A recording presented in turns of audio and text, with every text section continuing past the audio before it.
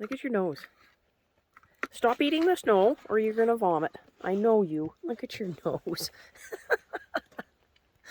Ah, doggo. You gotta wipe your eye. Gotta wipe your eye. You got a skin tag that's irritating it, hey? Alrighty. Sweetie pie. You having your breakfast? Was that good?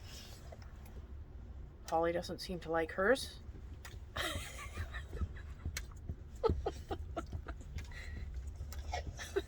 Holly, come on. She's got days where she'll eat right away, and then there's other days where she does this, and she's just not having it. So I don't know if it's nausea, like if she's experiencing nausea, or if she's just sick of the same old shit. Hey, I think you're just tired of the same old crap, hey? Oh, man. All right, well, if you're not going to eat it, I'll have to take it away. All right, it's gone. Silly dog. And I'm about to have my breakfast with some coffee, but Holly, get some light on it. She wants these. You can hear her. Is that what you want? And I play a game. You want a treat? Yeah. So she won't eat the breakfast, but she wants her treat. So here's the game. Is that the hand? There we go. Is that the hand? Yeah. All right. There you go. Spoiled rotten brats. She's going to be 16 this year. August 10th is her birthday. I think we're doing mighty good. All right. So my breakfast is consisting of some instant oatmeal and a coffee. The oatmeal that I get, pretty standard instant oatmeal stuff. Usually I get Quaker. It's a good brand, and it's got the variety packs where it's got 3 different flavors in it. Maple and brown sugar is my favorite. Cinnamon and spice is pretty good. Sometimes I'll mix it with apple and cinnamon to get if I am hungry enough that I want 2 servings. That makes sense. Because the packets are 1 serving and they're not very big. They're good for a quick little meal, but sometimes I'm a little more hungry than what's in here, and I'll just double up the pack. So apples and cinnamon and spice go together quite nicely. These ones are PC, President's Choice. So we have a store here in Canada called the Great Canadian Superstore. President's Choice is a brand name that store sells, and they have the same sort of, pardon me?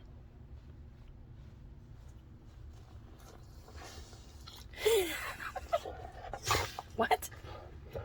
What are you doing? Are you making noise? You're being silly? Yeah. Anyway, where was I? Yes. So PC has the same sort of variety pack. It's cheaper.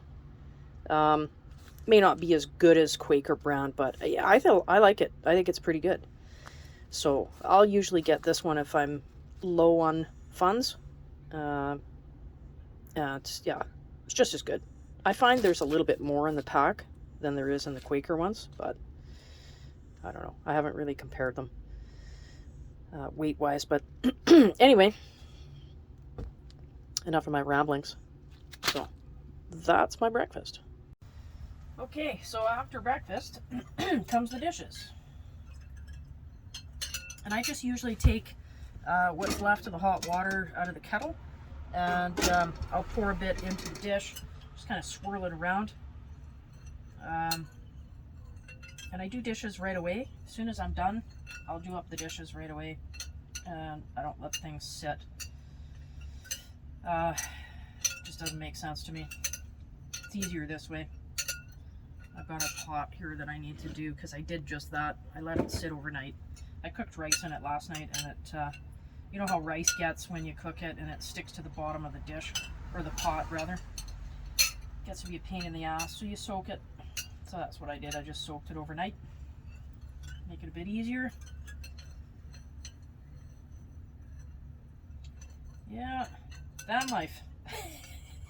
Keep things simple. It's worked.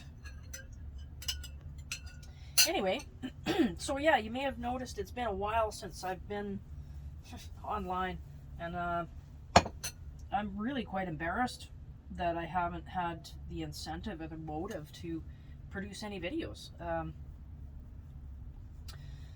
I was in Kelowna for a bit there with a job, and that came to a close, and I came back down to Vancouver. I took a course to operate a hoist in construction. So the external elevators, they look really very kind of scary and shaky. It's just a big metal box, and it's a hoist that goes up and down. It takes personnel and materials up to the floors of high rises that they're constructing. So that's what I operate. So I had to come down and take the course, and then I had to go back to Kelowna. I was in Kamloops for a bit, then I had to go back to Kelowna to take the exam with Technical Safety BC in order to get my license. Once I finished the course, I was then able to take the test and then become certified.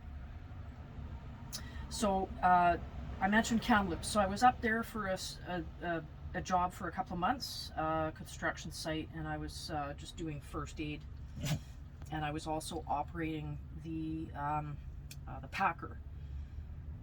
So if you're wondering what that is, anybody that's in construction will know what that is, the vibrating packer. So it's that great big piece of machinery. It's got the big metal drum on the front. Sometimes they've got these little knobs on it. Others are smooth. The one that I was driving was smooth. I actually drove the one with the little knobs on it too, but the most that I was driving was the big one, the smooth vibrating packer, because they were building up what's called the sub. Oh my god. It's like the sub base, the sub foundation, or the sub. Oh, I'm drawing a blank. Anyway, they have to layer the ground. So they dig, and then they layer it. And as they're layering it, they have to compact it. So, and then they also had to compact a lift, which is where the driveway or the road would be, in a different manner. So I would do that. Anyway, long story short, I was a packer operator for a couple of months in Kamloops. But now I'm a hoist operator. So that's what I'm doing here in Vancouver. Sorry, hang on. Just emptying the water into the bucket. Okay. Baby wipes. Vanlifer's friend. Best friend.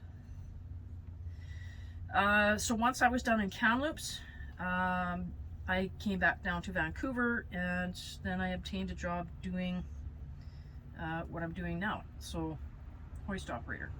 I didn't get the job right away. It's kind of like a waiting game. Hoist operator jobs, they're pretty long term, so you kind of have to wait until one comes available. But there's a lot of construction going on in Vancouver and the suburban areas of Vancouver. And so it didn't take long. But I was also doing first aid, which is what I'm certified in as well. OFA 3 and EMR, which is Emergency Medical Responder. So I'll show you a little clip of the hoist right here.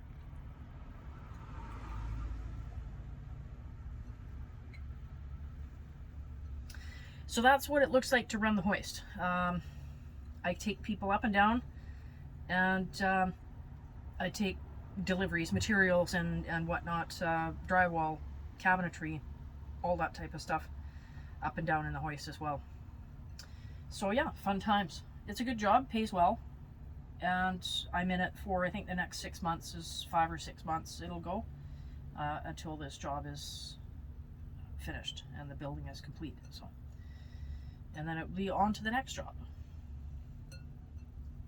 So that's how I make a living and fund my van life.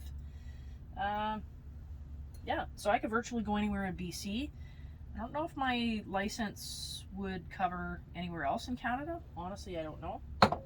But I'll look into it and see if I can't transfer it over.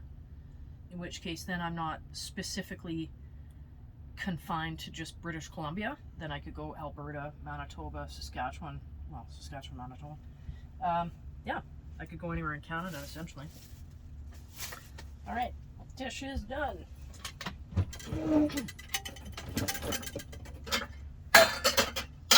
So yeah, we've kind of been AWOL for a bit.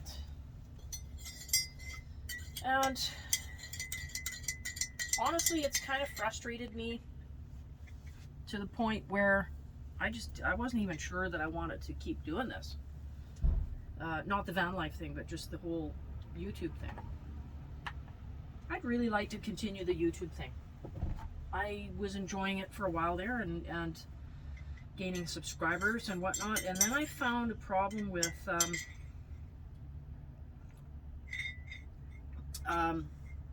my watched hours were declining, and I wasn't sure about that, how that was working or why it was happening. And it was a bit of a letdown.